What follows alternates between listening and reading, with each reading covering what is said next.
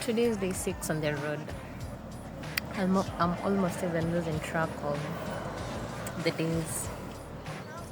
At some point, we had lost track of whether it was Friday or Thursday or whatever day. But today is Monday, day 6 on the road.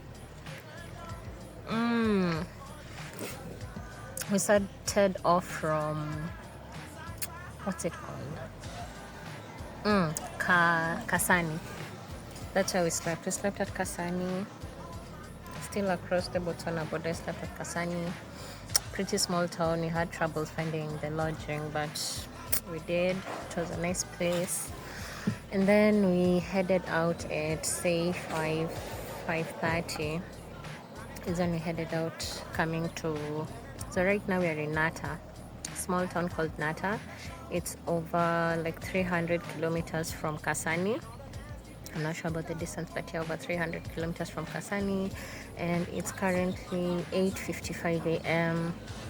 Botswana time, different from Kenya time. Kenya time right now should be 9:55 a.m. So here it's 1 hour behind. So yeah, we're just taking a little pit stop. I needed to use the washroom, and then we also needed to get something to eat because we hadn't eaten. The guys haven't eaten from yesterday. Yesterday, like afternoon. They're really trying. So we got a shop. I got some fries and a sausage and some ice cream because it's pretty warm. It's pretty warm.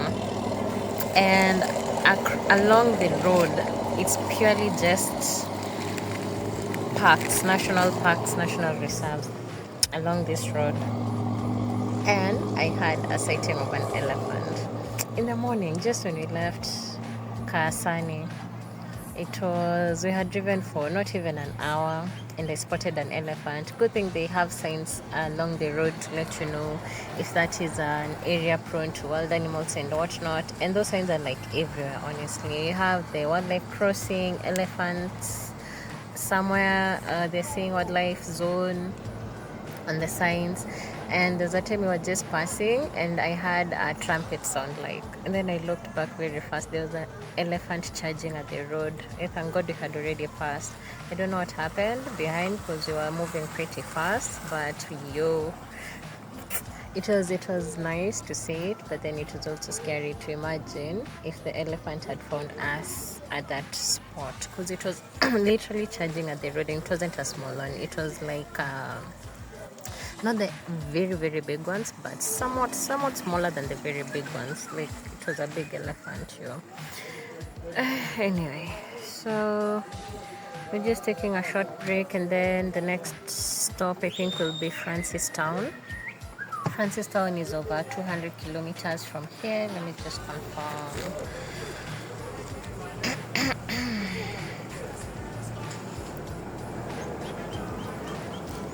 Francistown is, let me see if this is it.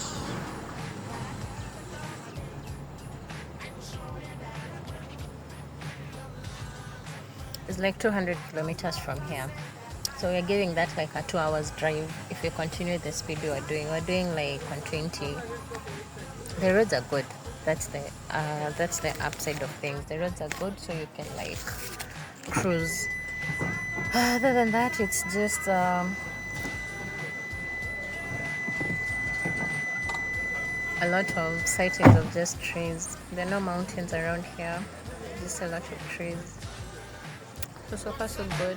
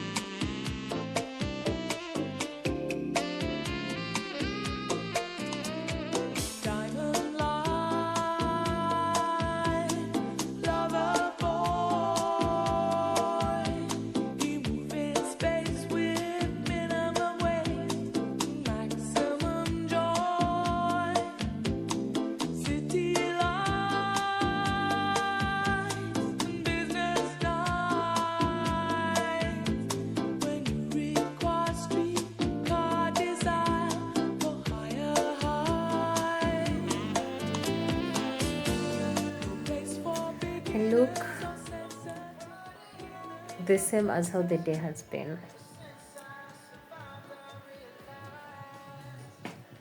I don't even want to use the same word to describe myself, but today's been just exhausting, crazy, tiring. But the highlight of the day, or one of the highlights of the days, is this room. Is this house actually? Take a shower and then do a recap of the day, cause yeah, it's been mad.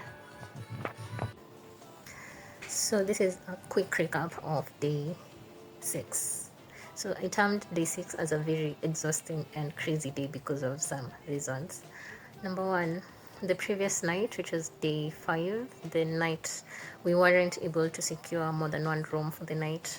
So what happened is I got the room, and then someone had to sleep in the car, unfortunately. And it's unfortunate because the guys are the ones driving, and they're the ones who had to sleep in the car because I could, okay, I could, but I couldn't sleep in the car. So they were super tired by morning. Okay, one of the guys had to sleep in the car. I'm avoiding that part. One of the guys had to sleep in the car. So we shared the room with one of the drivers, Charles. We slept on the extreme sides of the bed. But it was like a restful night, so he's the one who did the driving the next day. Like, Nick was so tired, he's actually a tall guy, and sleeping in the car for him, I bet, was super uncomfortable. I can't even imagine. So by morning he was still super tired, he couldn't drive on that day. So it was Charles doing the driving for that day. I was the co-driver while Nick slept in the back. So when we got to Botswana, we didn't get SIM cards, which is something very important actually. We didn't get SIM cards. So we were driving without a SIM card. We were not able to do any communication, and key of all, we weren't able to secure rooms. So the day started off pretty early because we had hoped we'd reach the border by end of day. But we started pretty early. I say to the elephant, which was one of my highlights, honestly, even though it was charging at the road, which was, terrifying also. So we couldn't sleep in the morning. We had to be very keen on the roads in case there was another animal trying to cross the road. And by animal, I mean mainly the elephants, because, elephants can quickly cause chaos on the road. So I had to, keep an eye out on the road while Charles was driving in the morning. I got to the mall to look for a SIM card. There were long queues that were moving super slowly, so we figured we couldn't wait in the queues for the SIM card. So we just got food, we ate in the car park while the guys were trying to rest and prepare for the road ahead. And then we continued back on the road with Charles still on the wheel. So we drove for a while until we got to a major town. I can't remember the name.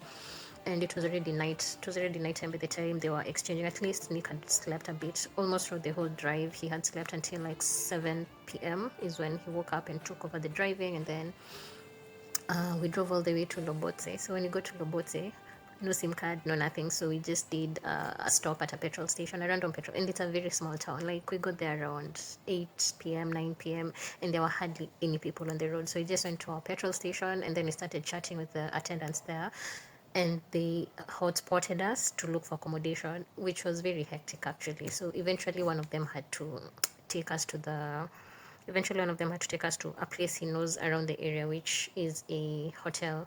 It looked like a really grand hotel. So when we got there, we asked for the charges of the rooms, and they seemed to be pretty much on the higher side. So which something I really appreciated about Nick is that he's also very street smart. So what he did, he befriended the gate man or the guard of the place. He just befriended the guy and asked for Wi-Fi connection for the hotel. So he got the Wi-Fi. The guy gave him the Wi-Fi password. So what we were doing, we told him we were sorting payments for the room, and we needed the Wi-Fi connection. But instead, what we were doing is looking for an alternative place for accommodation, and that took us almost 30 minutes. So we were communicating in Swahili so that he wouldn't get the gist of what we were doing. I insisted to just look for an alternative, and they got a house on booking.com, and the charges were very fair.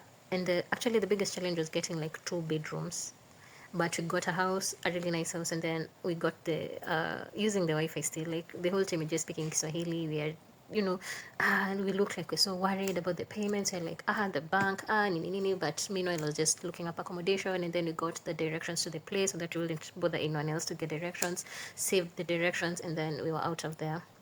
Tukaenda, we found the accommodation, and it was perfect. It was just perfect. Like, it was a relief after a very, very long, exhausting day.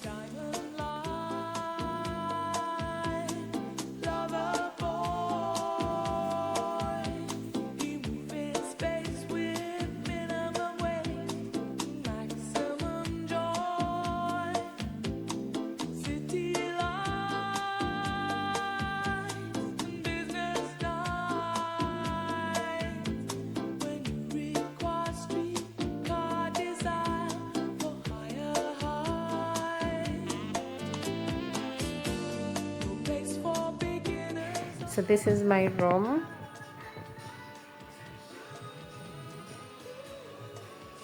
This is my room.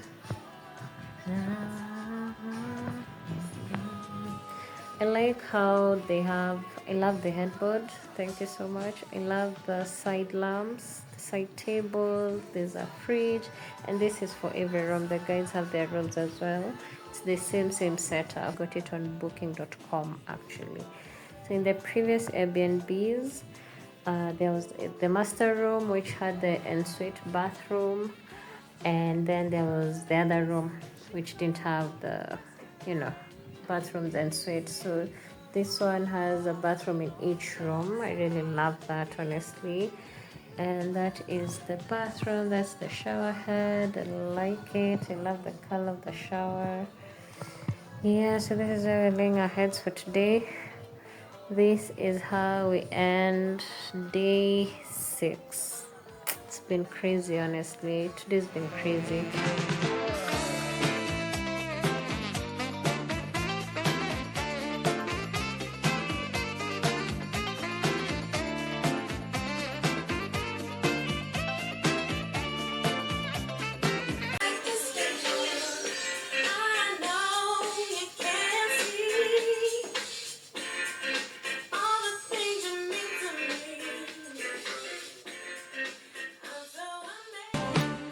To ask Jesus.